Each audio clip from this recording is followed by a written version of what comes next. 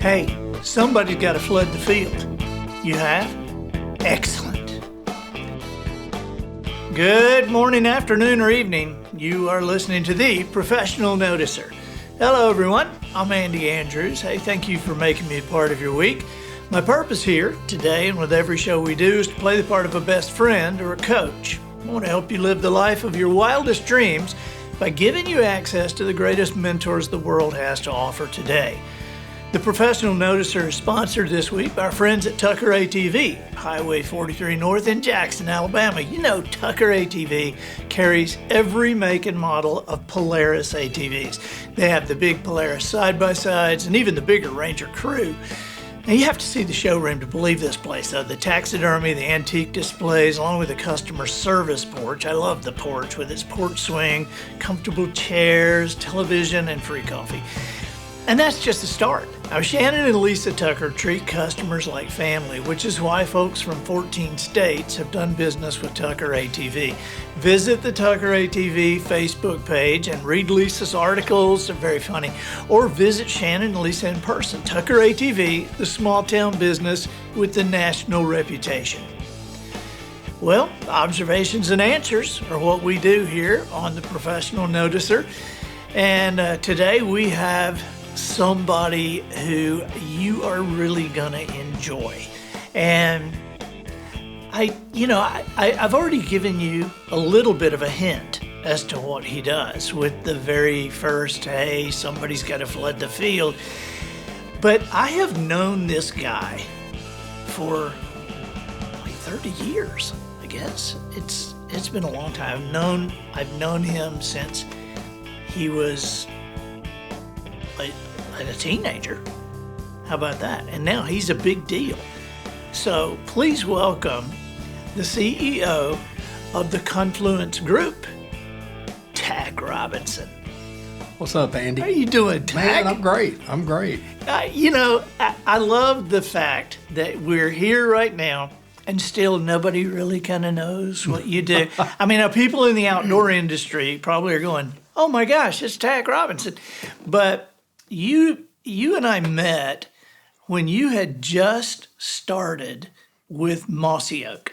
At this point, it's been so many moons ago. You know, when you threw out that number of 30 years, I mean, I'm just awestruck by that. 30 years ago. But yeah, I think you're pretty close. 30 years. Yeah. I hadn't been at Mossy Oak very long. And back then, I mean, we were just a nobody. New kids on the block, with big dreams and all those kinds of things. And bam, I mean, here we are. And to reflect over that journey is pretty incredible. So how did you start with Mossy Oak, with Toxey and Bill? Now, for those of you who don't know, Mossy Oak is a major outdoor brand, and they are camouflage. They're everything, and it was started by a guy named Toxey Haas in West Point, Mississippi, and you were like the fifth or sixth person that was hired, right? Yeah, I can't actually remember the number, but it was, I tell people all the time, it was within a dozen employees right. of the company, and I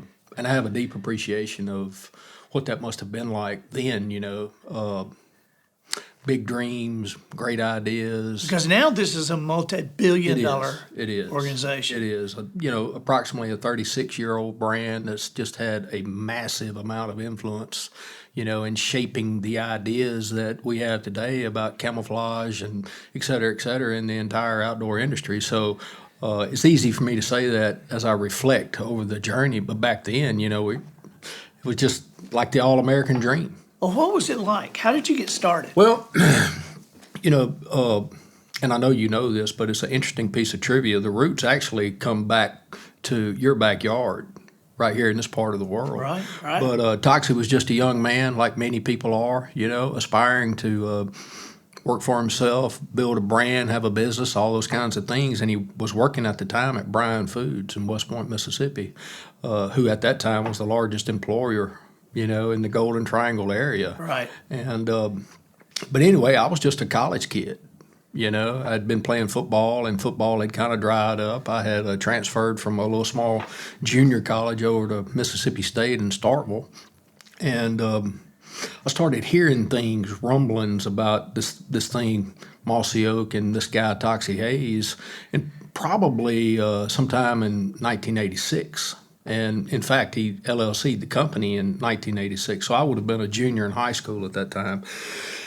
Of course, I grew up hunting and fishing and loving the outdoors, and I was, a junior in college at that time, just trying to get to the finish line and get out in the real world. And at that point in time, I was studying criminal justice with the idea of being in law enforcement on some level, and all of a sudden here comes this guy.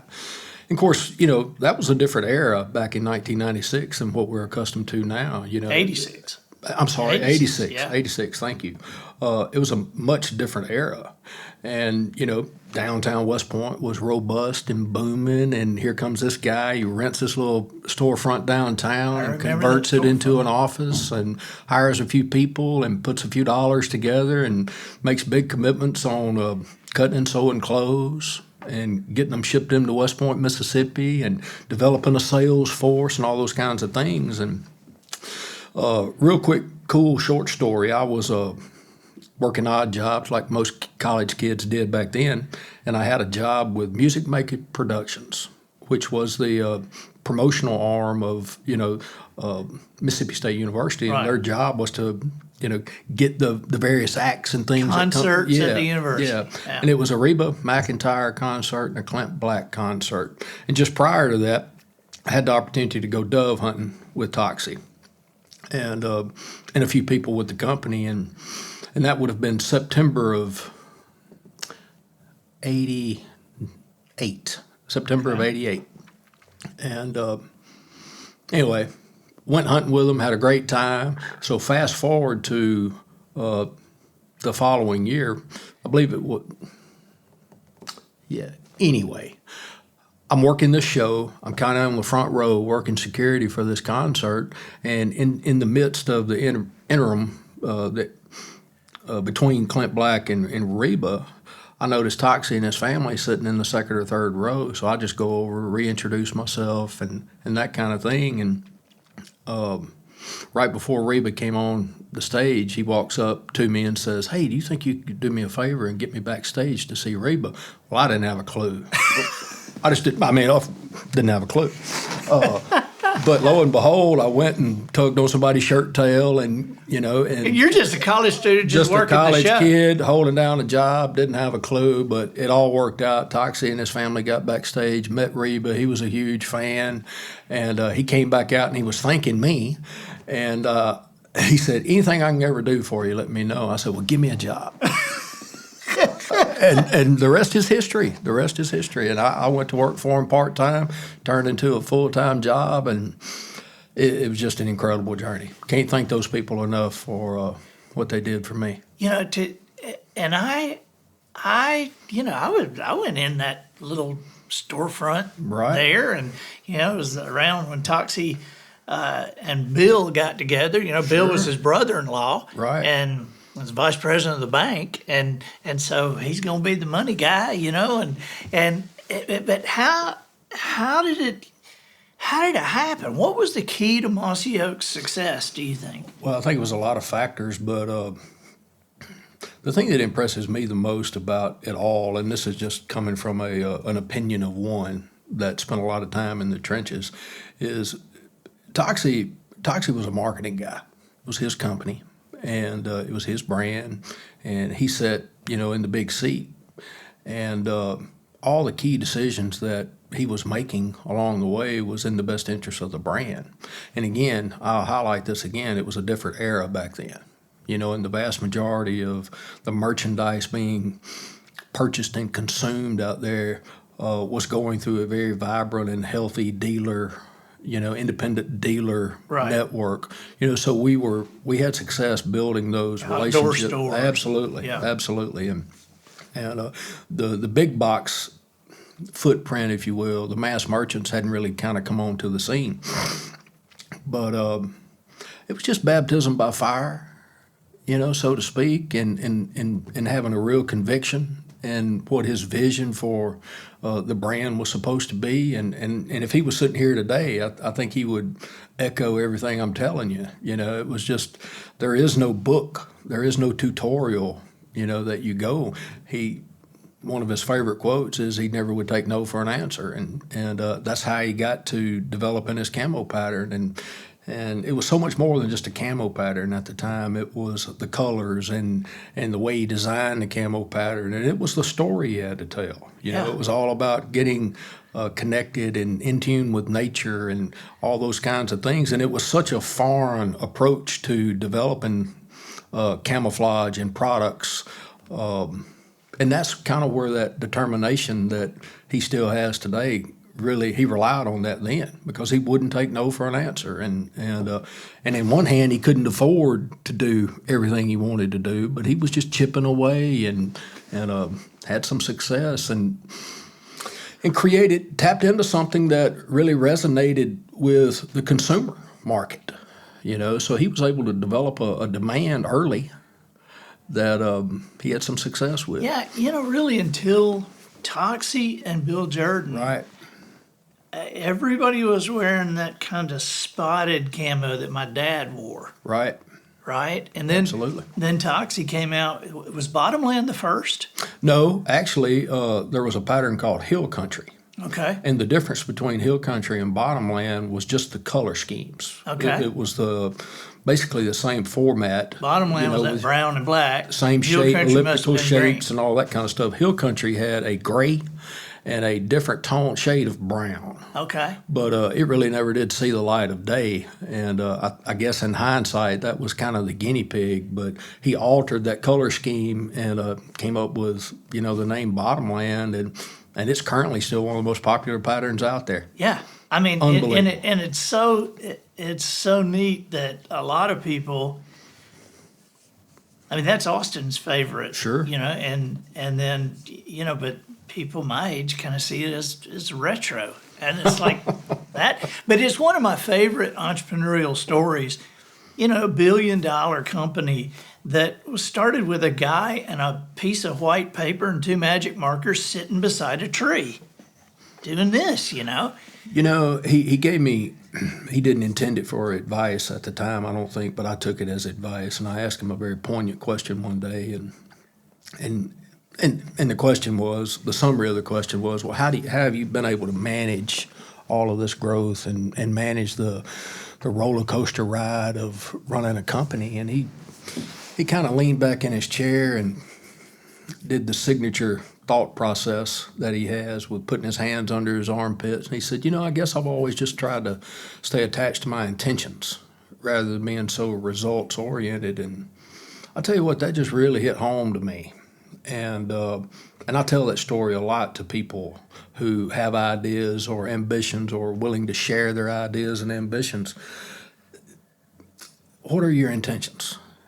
You know, really kind of frame up your intentions and stay attached to them. That fosters your persistence. Absolutely. Just like, you know, in The Traveler's Gift, you know, it's just, which was a great book, had a major impact on me. And I mean that from the bottom of my heart. And so those values really resonate with me. And, you know, so it's just those little things make such a big difference as you're plowing ground, you know, and trailblazing and reaching for the stars and all those kinds of things.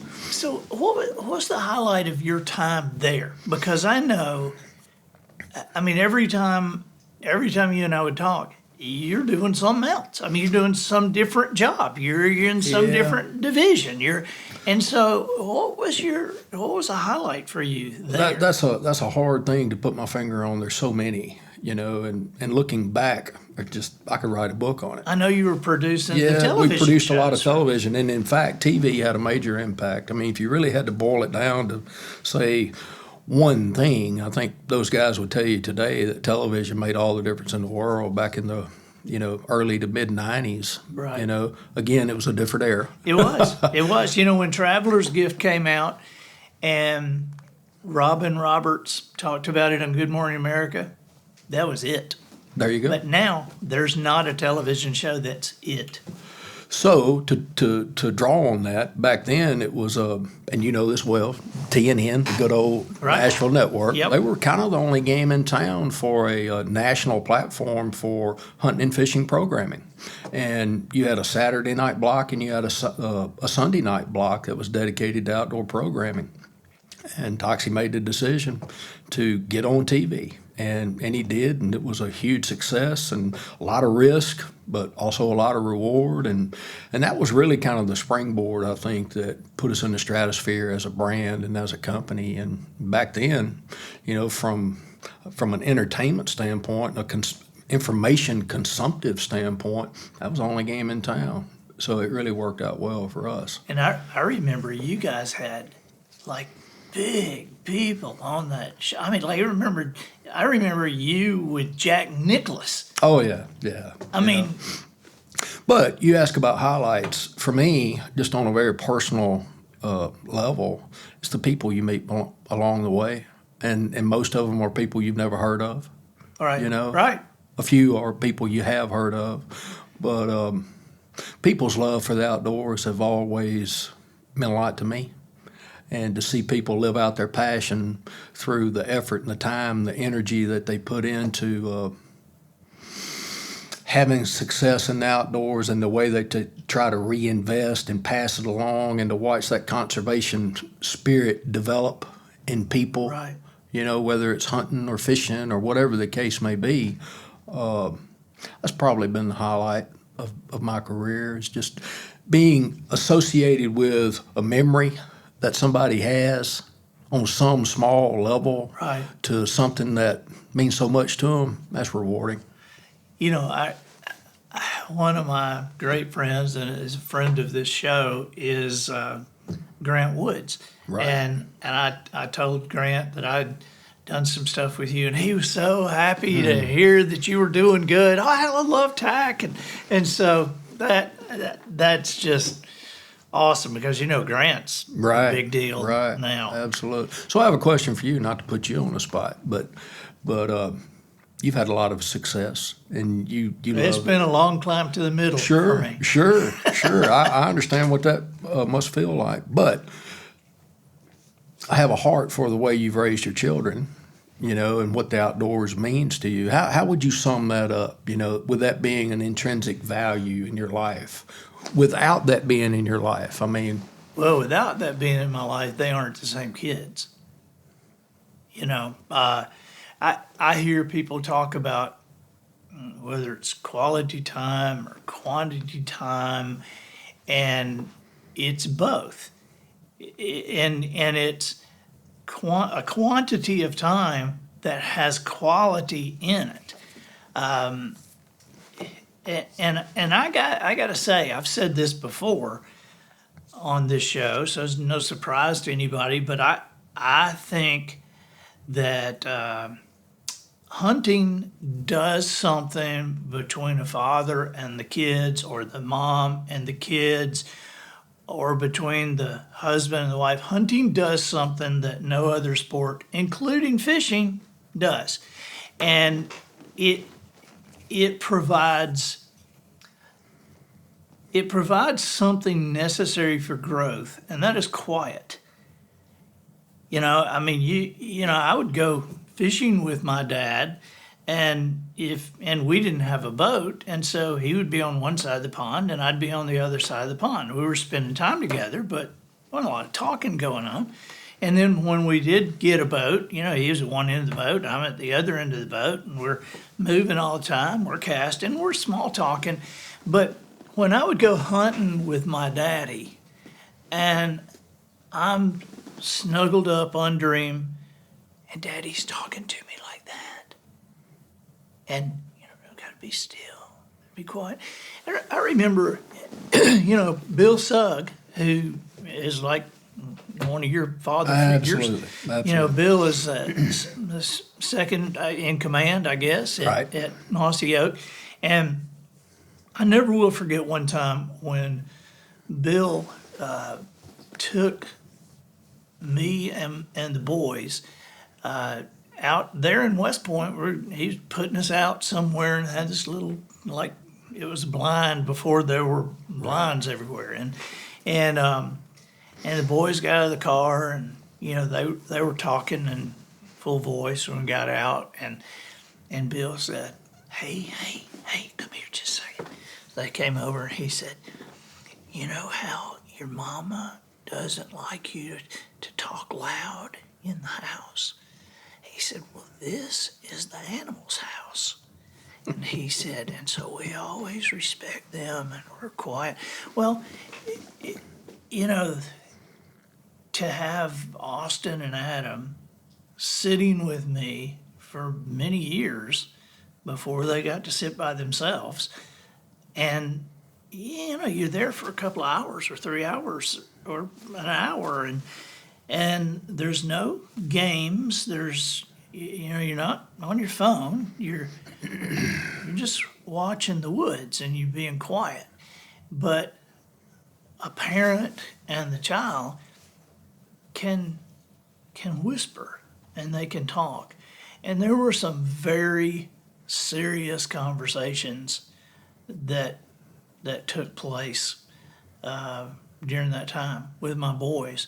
I remember Adam, I don't know, 6, 7 years old, and asked me one time, he said, Dad, what is abortion? And I was like, what? But I if he had asked me that at home, I'd have probably said, well, wait, hang on, let me get your mother, Right. I'll get right back to you on that. Where'd you hear? But he was very patient. He knew I wasn't going anywhere. And so I had time to think about it. And my explanation that day, it set his track. I mean, it's the same, I just explained it. And there I hear people say that, I don't let my kid watch TV and stuff like that. And I understand why people do that, but I also kind of feel like, I've had people say, "Oh, we don't let our child watch TV," and I want to say, "Yeah, I know," because when they come to my house, I can't get them away from it, Right. And so I think, do you really think that your child is going to grow up and leave home at 18 or 19 and they're never going to hear those words? They're never going to hear those terms. And so do you want some kid at school explaining it to them? Because those opportunities can come up when the word is said because we can't get away from it now. There's even if you say we only watch ball games, well, there's commercials, and there's words in commercials, and there's right. And so I think it's quality and quantity and quiet. I get a big kick out of watching my children, and of course now my kids are much older. My oldest son is 25, my middle son is 21 now, and of course my baby boy is 18, and they've been exposed to everything outdoors, but I get a kick out of watching, I guess, the depth of appreciation they have at relatively a young age, right? And to hear them explain it to other people, right? I'm blown away at their maturity level. Right. In the depth that they have at such a young age, and I wouldn't take nothing for that. Well, I think a lot of that comes from, because I when Austin started sitting by himself in the woods, and it was just Adam and me at that point instead of me with two boys.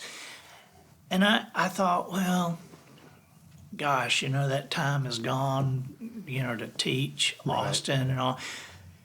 But I understand now that there was a different kind of teaching going on, because I was able to just say a couple of things. But as he was sitting quietly by himself in the woods, he had time to think it through. and you got time to pray. And, I realized a number of years ago that I had answers come to me at 3, things I was trying to work out, business questions or the plot in a book. And I would have these answers come to me at 3 basic times. Once, right when I woke up, one time, another time is in the shower, and the other time was in the woods.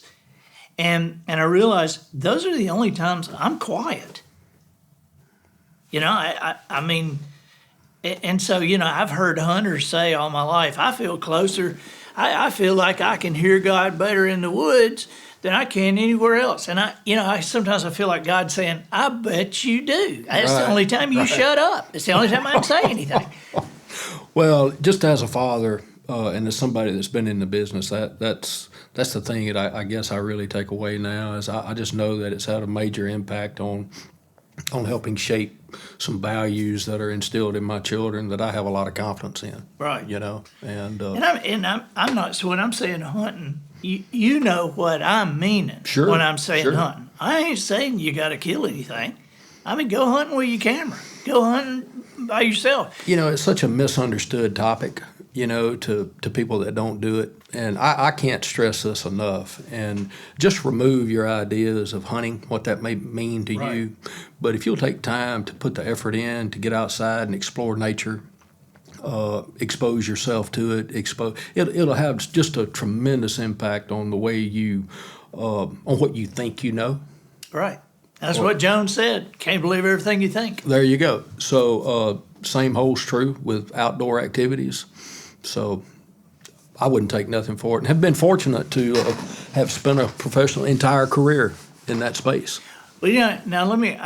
You distracted me. Now you're not supposed to ask me questions. So let me get back to you here real quick as we close down. We still haven't told anybody what the Confluence group is, and I gotta say, after years and years and years of knowing how many times you had the opportunity to go on your own, to take a new position with another company, to go out of that industry. I was kind of shocked a couple of years ago when I heard that you weren't with Toxey and Bill anymore. I mean, physically, I know you're still there mentally. And Sure. Look, those guys, in a nutshell, I just have lots of love for that company and those people and that brand. I mean, they helped raise my children. But I was with them for 26 years and just had a job opportunity that came along that I couldn't really afford to pass on, that really kind of aligned.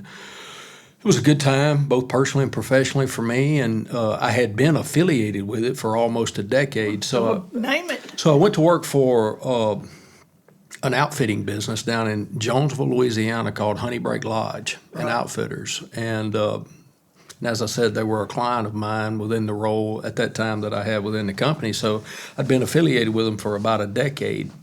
And they presented an opportunity to go to work for them, and of course I did, and had been there for about a year.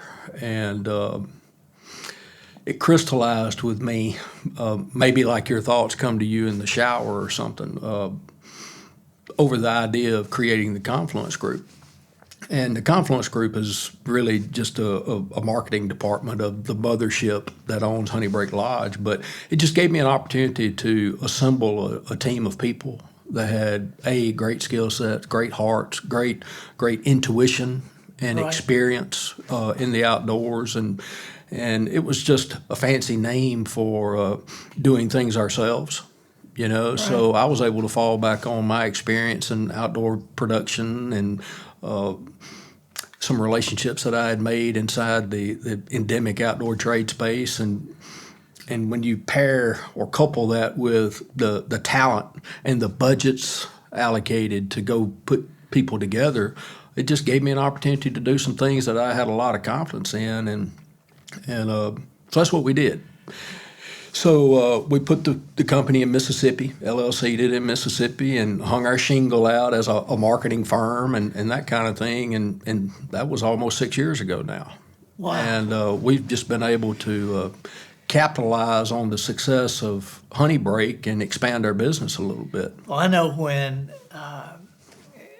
you asked Austin and Adam, but Adam was in school, and but you asked us to come up and experience Honey Break, and Austin was out in Idaho at Right. the time, Right. and so I hadn't gotten the date yet, but I told Austin about you, but I had not mentioned Honey Break, and so I said, you know, Tack, my buddy Tack, I said he's in a different place now, and he's at like just a really like a great place, and it's over in somewhere in Louisiana. He said, Dad, it's not Honey Break, is it? I said, yeah, that is it. He said, that's the best place in America. And I said, really? And then, you know, Austin and I drove in from different places. Yeah, to say the least. And yeah, right. And he got there like an hour and a half before me. And From Idaho. From Idaho. And he called me and he said, Dad, this is incredible. I said, really? Well, you knew it was incredible, didn't you? And he said, I just didn't know this. He said, I didn't know this. He said, this is like pulling up at the Ritz-Carlton. Well, it was a real treat for me to have you guys, and he's a fine young man. Fine young man. I really enjoyed getting to know him more, and yeah, it was awesome. So explain, I know what a Confluence is, but explain why you named your company that. So I appreciate the question. I enjoyed telling my story. It was real important to me, and still is. I mean, it's got a lot of meaning to me. So the term confluence represents where two river systems come together. And it's not a common term that you hear in everyday vernacular, so to speak. You hear it a lot among the fly fishing community. Because the confluence of a stream or the confluence of a river as maybe a landmark or something like that. But in my mind, you associate the term confluence with major river systems like the Mississippi or, you know, the Red or the Little River or, you know, even in South America, the Amazon or so on. And those flood basins associated with these major river systems, it is such it's the lifeblood, you know, that sustains regions. And people have to have, you know, the heartbeat of that river, you know, in good, healthy shape to sustain themselves. You can go a long time without, you know, having to have something to eat. You can't go very long without having, you know, something to drink. You know, so that's how I kind of framed up the spirit or the intent of what we were trying to do with coming up with that name, the Confluence Group, is we're just in the helping business. You know, we've got a great home base established in our in Honey Break, but we're here to help. We can help and want to help, and we love sharing the outdoors with people. You know, we just do, and I just have this real passion about sharing our view of the way we see, you know, things through our lens with other people. And photography and things like that, well, photography specifically is just hugely important to me. I think it's as powerful as music when it comes to really connecting with people. What I have seen that you've done, I mean, and where can people reach you? I mean, can they? Well, we're pretty visible in social media. I mean, you can see us. It's the Confluence Group on Instagram. We have a Facebook page like everybody else does, but it's the www.thecgrivers.com, and you can kind of see our portfolio and you can see a list of our clients, but you can see, you know, what our photographers, you know, see. Yeah, I mean, those things that I've seen that you've done for Honey Break Lodge. Oh my gosh. Well, look, I can't take all the credit for that. Our people are just totally, I mean, they're off the charts talented. They are. Talented, you know, and with that type of facility, and I'll tell you a little bit about Honey Break real quick. So if you're a duck hunter, you know, these statistics will mean something to you. It's the largest WRP contract in North America, and WRP stands for Wetlands Reserve Project. So it's the largest contiguous wetlands reserve project in North America, which is just south of 13,000 acres now. Under normal good conditions, we'll shoot somewhere around 10,000 ducks a year. You know, we winter about 500,000 ducks a year. We're on the very south end of what was at one point the largest row cropping operation in the entire world back in the late 60s and early 70s. So as far as location and geography goes, I mean, duck hunters call it the X. You know, our facility and our property is on that X. You know, we're 13 miles east of the famed Catahoula Lake, you know, there in, Louisiana that winters about 80% of the waterfowl in the entire Mississippi Flyway. So we're blessed to be able to have that spot, but that comes with just an unbelievable sense of responsibility, you know, and the work that goes into maintaining that habitat, keeping it just as good as it can possibly be. It takes a lot of effort and energy. So for us, in what we do, I refer to Honey Break as our studio, you know, and to be able to have that resource at our beck and call, you know, whenever we want it or need it, that's a real blessing. Those pictures you have of dogs, those dogs and the videos of those dogs, golly. So again, we love photography, and we work real hard to be pretty good at it. And that's the one thing that we try to really kind of hang our hat on with a high degree of confidence that we can stay really connected with that waterfowl demographic, you know, so. Well, thank you for taking your time. We will put how to contact you on the show notes. Thank you. And I'm excited about getting to talk with you anytime and getting to talk with you in front of friends. I think this is even better. Well, I'm honored I appreciate the opportunity to visit with you on the program and really appreciate our friendship. Yep, and absolutely, man. You're a long time. Thank you, Andy. Thank you, buddy. I appreciate it. I'm Andy Andrews, the professional noticer, harnessing common sense and wisdom to plow through challenges all the way to an answer for you. And I think that'll do it for this week. Get us out of here, Matthew. So, ladies and gentlemen, and to the boys and girls who aspire to become ladies and gentlemen, we've reached the end of another episode of The Professional Noticer. In a world where common sense has become a superpower, I'm harnessing the tiny bit of mental energy I have for you, seeking wisdom, making observations, and endeavoring to answer tough questions in a way that will empower your family and your business. I'm Andy Andrews. Until next week, goodbye. This episode of The Professional Noticer was produced by Matt Limpert. The Noticer theme written and performed by Sugarcane Jane. Decoys provided by Twinkle and Smoke of Beverly Hills. Additional financial consideration provided by virtualexercise.com. Are you tired of going to the gym? No time to jog or ride your bike? No problem. Just sign up and log into your account at virtualexercise.com and get fit fast. With a football helmet-style headgear and built-in plasma screen, you can run in the Amazon and bicycle the Alps, all from your recliner. Swim the Great Barrier Reef when you go to bed. You won't wake up wet, but you'll feel as though you've been swimming for hours. Also, check out our new program, Virtual Food. Lose weight and get fit, all from the comfort of your own home. That's virtualexercise.com, an experience no fitness center can beat.